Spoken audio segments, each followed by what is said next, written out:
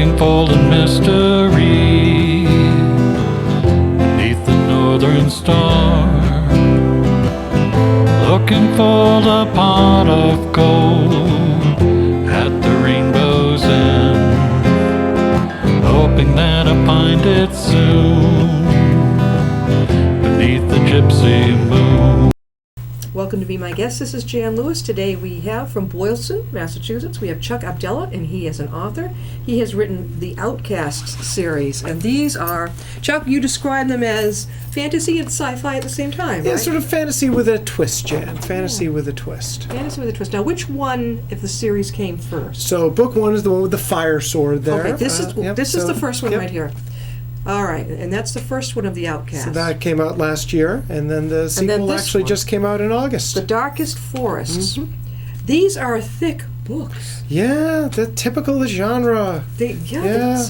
Now, how many of the series are you going to have? That's a great question. Depends on who you ask. If you ask my wife, she says, gee, maybe just one more, Yeah. but I think it's probably a 4-book arc. When did you start writing them? So it's a great question. I've always written my whole life, and probably written tons and tons of contemporary fiction, none of which I thought was any good. Yeah. And I had a situation a couple of years ago where the summer program I work at, we have a time machine day, and for that year the kids wanted to do medieval stuff, and I'd never really written anything in fantasy, and I'd read a little bit, but I wasn't an avid fantasy reader, and I sort of did the writing for that, and thought, and then a couple of years went by. I'd write down some ideas in a notebook, and then I had a situation a few years ago where I had to have vocal surgery, and I couldn't talk for 3 weeks. Vocal surgery? I'm a teacher, and so what the doctor said, gee, after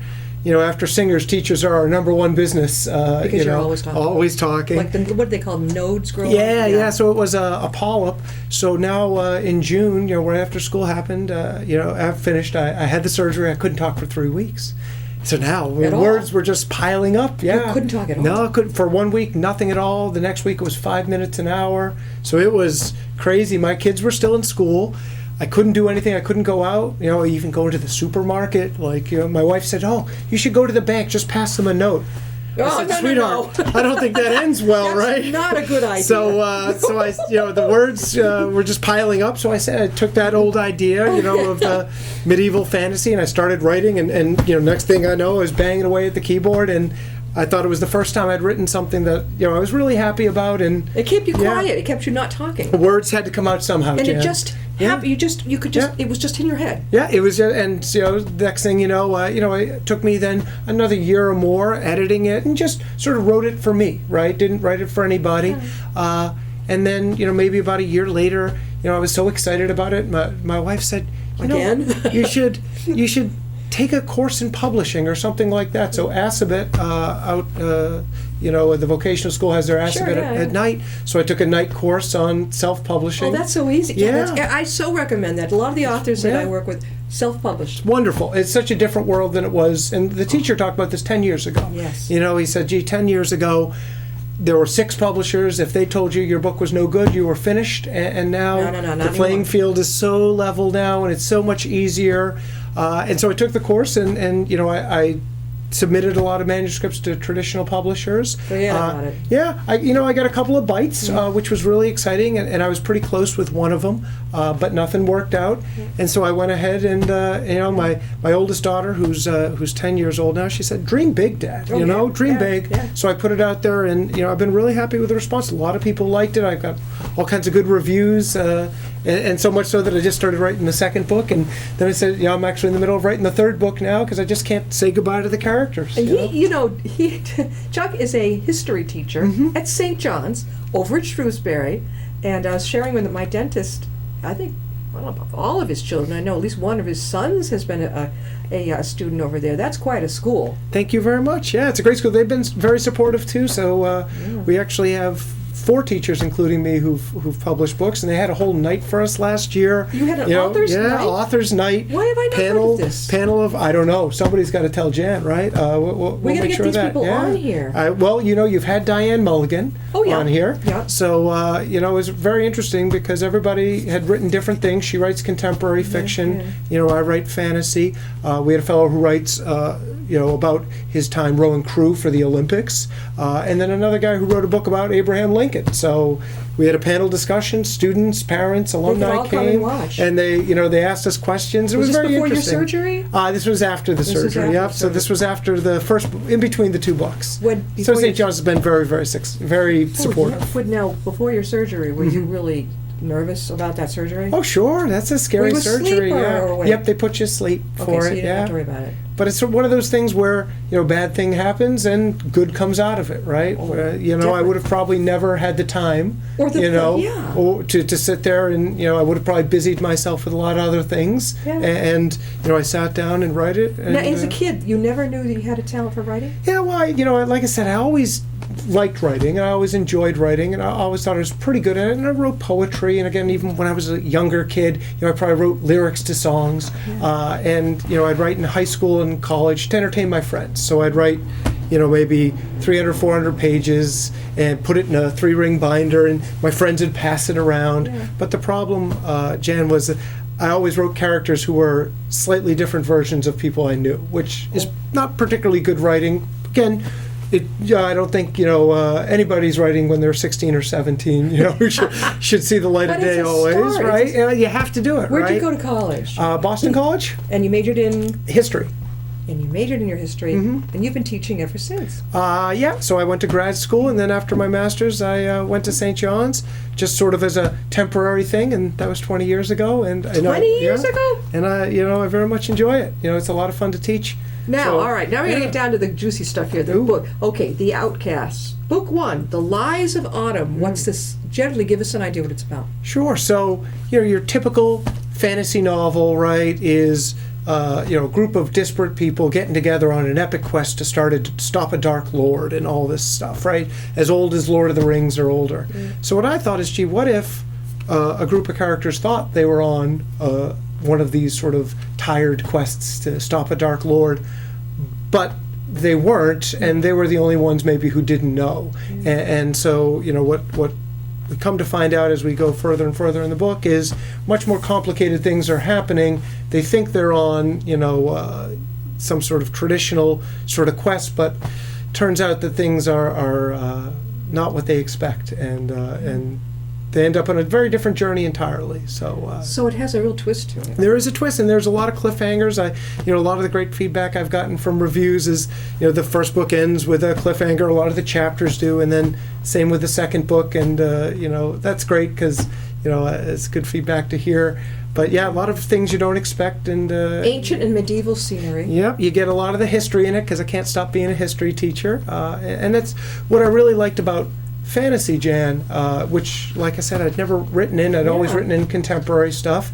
Was it liberated me to explore all sorts of different things, to create characters who are real, because I don't know any wizards and I don't know any elves, and and you can weave in past stuff, or you can weave in contemporary things, but just twist it just a little bit to fit into that world, and you can sort of make up your own rules to this world as well, because it's entirely your imagination. I love the way, authors are being very creative now, and I love the way you do your chapter. It isn't the standard in the center with the title. Yeah. This is to the side with it. And look at the thickness of this book. I mean, I wonder how long. Yeah, first book's about 400 pages. The second book's probably about 500. I don't think I think I'd probably return with the third book to about 400. But, you pick up some of these tomes that George Martin writes. They're like 800, 900 pages. Now or even Patrick Rothfuss or some of the contemporary fantasy authors. Book 2 of The Outcast, The Darkest Forest. Now, I like this cover a lot. Thank you very much. I know you have an art background, so I appreciate that. Thank you. Yeah. How'd you know that? Oh, I do my research too, did Jan. his research. All right, did you choose both of your... Yeah, so what happened is, you can go on CreateSpace, right, and you can sort of design your own cover. And one of the wonderful things about technology in 2016, and I think a lot of people thought, oh, technology is going to ruin reading, and I think it's turned out to be quite the opposite. So you can go on, and you can go on to Shutterstock.com and buy rights to photographs that other people have made. So, I started searching, and I found the fire sword here, which is really cool. Yeah. And this is the forest. Yep. I love that. Yep. So we looked at it, and my wife actually has a pretty good eye for that stuff. So spooky. so I run ideas through her, and she helps me. And then with this one, actually, I have a lot of fans who follow me on Facebook or Twitter, and so I kind of gave some mock covers and said, hey, vote, let me know what color did you like, what do you think I should go with, the blue or the green, do you like this image? And it was great. Spooky. Yeah. The Outcast, now tell us about this. The Outcast continue their quest. They do. So the tagline, right, for this is lie enough and you risk losing the truth entirely, right? And so it becomes very clear for the reader, but not necessarily for all the characters, that they're being lied to. There is no Dark Lord, spoiler alert. They're not on the quest that they think they're on, but that doesn't make their quest any less important or what they're doing. And I think the message of the books is, hey, people who are very different can come together to solve problems, and even if it's not a traditional fight against evil, it's still a fight worth fighting. Are you going to have time to consume another book, like to write another book? Yeah, so time is probably my biggest challenge. When people ask me, what's your biggest challenge writing, Chuck? It's not the ideas which come all the time. They come in the car. They probably keep a notepad in the car? Everywhere, Jan. Notepads everywhere. Yeah. They come as I'm falling asleep. They come when I'm in the shower. They come when I'm working out. Yeah. They come, all the time. Ideas aren't a problem, and taming the ideas are a bit of a challenge because, of course, they're in so many different places, and you're trying to draw order from chaos. But I work full time. I have two daughters who are 10 and 8. I have, a summer job. What do you do? So I run a summer program in Maynard called College Academy. What is that? So it's sort of a academic camp, grades 4 through 8. So I've been doing that for a long time. So that's a lot of fun. It's where it's a lot of work too. It's a lot of work too. Oh my God. And then I coach youth softball. I'm the president of softball in Boylston. So I work a lot there. So I'm a busy guy. So I still find time. And I think part of it is being very disciplined and sort of saying to yourself, hey, it's Thanksgiving break. I'm going to spend time with family. I'm going to cook dinner. I'm going to do my schoolwork. But I'm also going to set aside some time to write. And my girls know that, hey, Dad's going to write for a couple hours here. So, please let me be. And do you make a lot of drafts?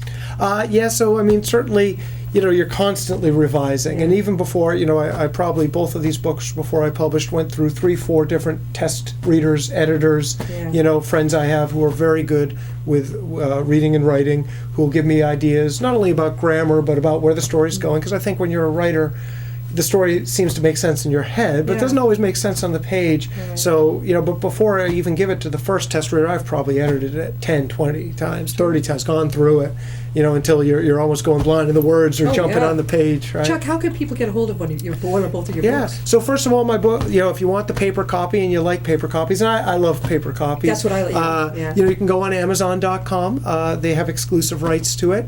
But if you like the ebook, it's only, again, you got the ebook too. I've got the ebook. So the paper books are, I think, $16 and $17 on Amazon, so pretty reasonable.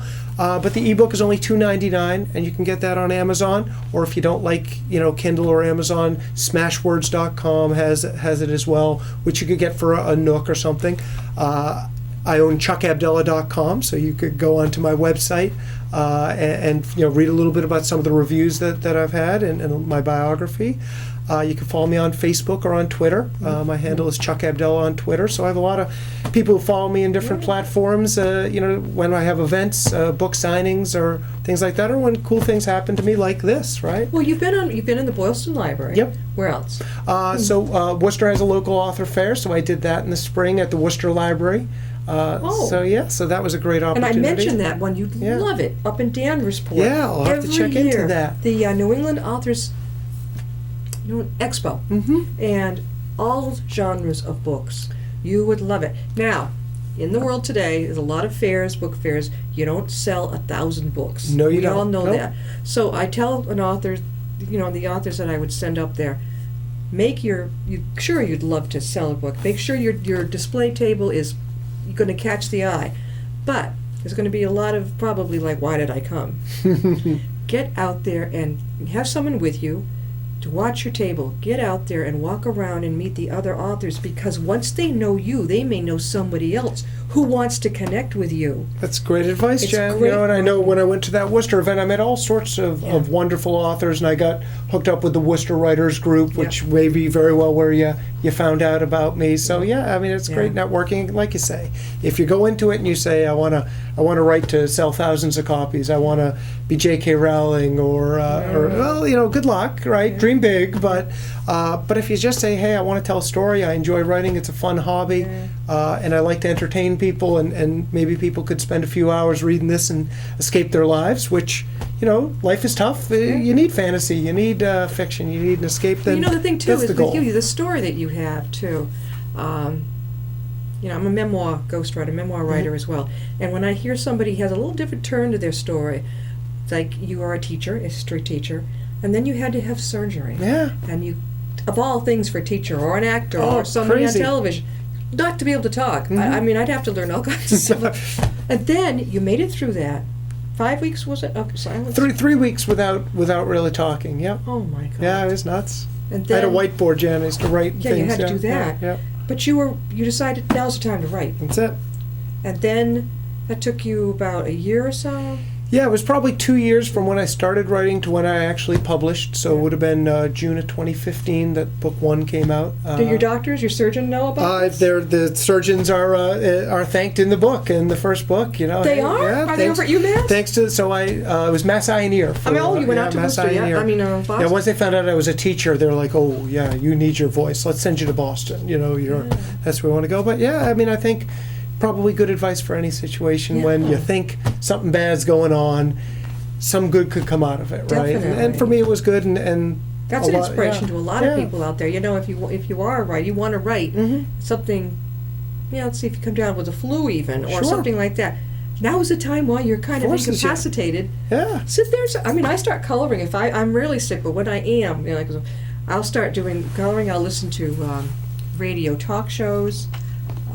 It's time just to sit there and creative. And it's very difficult to force yourself to have that time, without some sort of outside force. So it's been great, and I think people's feedback and support in the town of Boylston, St. John's community, BC has been really good at promoting me. So you went up to BC. Yep. So they promote me on their Twitter and in their alumni stuff. So it's just been really, really satisfying. And then you read the reviews, and people. Sometimes even people you don't know, right? Have Goodreads and stuff like that have enjoyed the story. That's satisfying. And We could get you out to Tatnock. Yeah, I definitely should set something up. Gosh. Again, it's all about finding that time. Which, And also on your review, make sure you've been in Tatnock, right? Mm-hmm. Okay, they have that little bulletin board when you come in. It Yeah. tells you who's coming. Yeah. Or anything. Make sure. What do you call? Shrewsbury history teacher. Has dedicated his writing to this series. Yeah, sure. And see, that grabs, because it's different. See, you can tell you're a publicist. You're already thinking. I can tell. Now, the next book is already in the works? Yeah, the next book I'm about 150 pages in. What's the title? It's called Whispers of Spring. Okay. So And it's the that's same book people 3, involved. same people continuing with their adventure.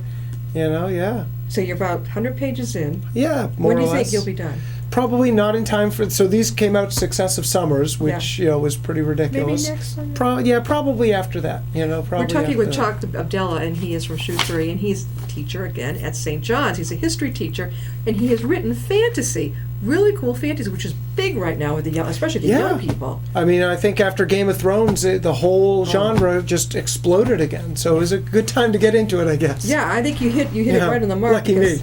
I see it a lot at book fairs. I see they're different styles. Nobody's alike, but No. they might be in that genre, and I'm like, wow, this is really exploding. And certainly all sorts of different people read it too. That's one thing I've learned, that you sometimes want to stereotype who reads what kind of genre.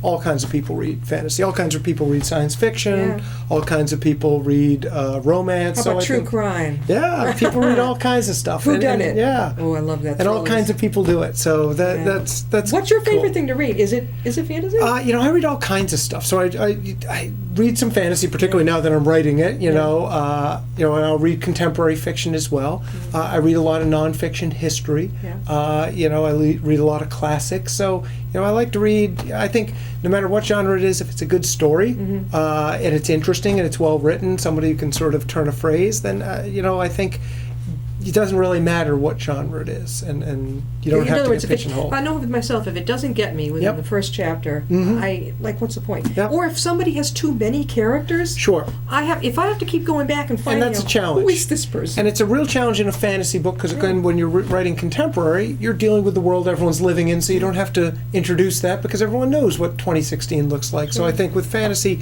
and your world creating, a lot of your first book is you're letting people know, and there are a lot of characters. For the second book, I have actually a section in the back with a list of who the characters are, so you could keep kind of going back and forth. This is helpful. Okay, all right, okay. The Outcast, here they are. Tells you who the Outcasts are, some other characters, and then some other terms that maybe you might have forgotten from the first book. Other characters of note, okay. Terms which may confuse. I love this. So, and then on the ebook, there's a link, so you can kind of keep linking back to that and bookmark it. Helpful terms for the reader. Morphs, wizards, humans. Elves. Yeah. Well, these kids, your kids must love, in high school, they must love reading. Yeah, so certainly for high school and above, I think probably lower than high school would be more of a hard read, but high school and above, again, a lot of kids have liked it. But all sorts of ages. My mother-in-law loves it. Who knew, right? Who knew? She read it. She never reads fantasy, but she read it because I'm her son-in-law, and she loves it. How about your own mom? My parents love it too, right? Like but who knows whether or not they're being honest? But your mother-in-law will tell you the truth. You think so? Yeah. I think so. Yeah, your mother-in-law. But all kinds of people like it. We're talking about Chuck Abdella, and now here's another good surprise. You're going to find both of these books downstairs at the Upton Library. We have the dedicated authors wall. And all authors who are on Be My Guest are always welcome to have their book displayed. You can borrow it. I'm not sure if I'm not seeing it. Sometimes do they have a tape, a CD of the interview? I'm not sure. You can check it on the wall. But it's a great way to get to know an author. Yeah, and I'm in a couple of libraries too. I'm in the Worcester Public Library, the Boylston Library, and I think Holland Mass's library has it. Have you been up there to see? I have not, but somebody there must have liked it and ordered it for the library. So how long have you thank been you, in Holland. The Worcester Writers Guild Journal? So since spring, when I did that event at Worcester Library, I think the president came over to me, gave me her card, and we talked. And do they still meet at that cafe? I think they do. I right think on Tatnuck Street. That's where Tatnuck used to be. Yes, I now remember. I was born in Worcester, so I go all the way back. Yeah. I bet you were born at Memorial. I was. Yeah, that's where my son was born too. That place is a mouse maze. I mean, I like the main campus better. It's either up or down, and, oh my God. So, all right, so you've been over there, and I'm thinking Shrewsbury has a fin. It looks like something else. That new library, unbelievable, unbelievable. And it's electronic. You have to sign if you're bringing books back, you do it yourself. Yeah. And Worcester does that now. They do. You put it in, sort of scans it. Yeah, it's crazy. I don't like it. But it's wonderful that, with all the fear about people not reading, so the people in Shrewsbury obviously decided their library was a priority and spent a lot of tax money on it. Good for them. Well, Boylston, we're redoing our library as well. One. Yeah. I know. I was talking with Chuck that I've been by. I think it's on. Is it Route 70 or 140? Yes. It's this. Yeah, little stone library off to the left. Adorable library. Wonderful people there. Have been so supportive of my writing and getting me out there and trying to promote me. So.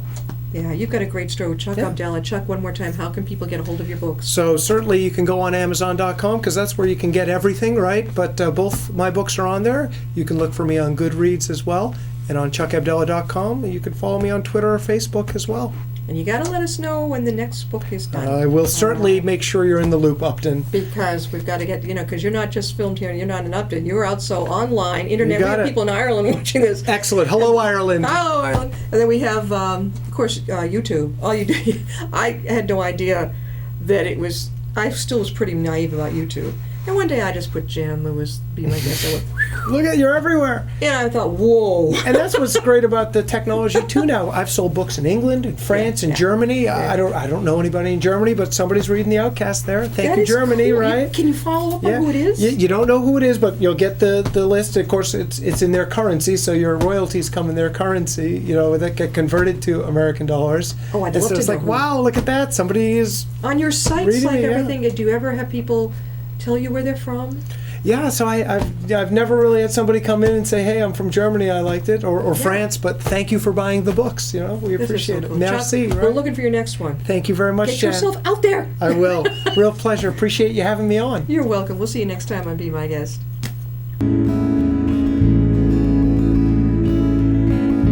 Riding on a shooting star,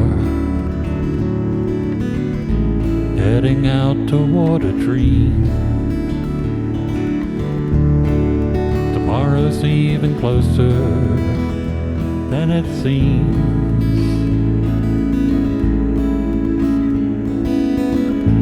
Moving through the cloudless sky,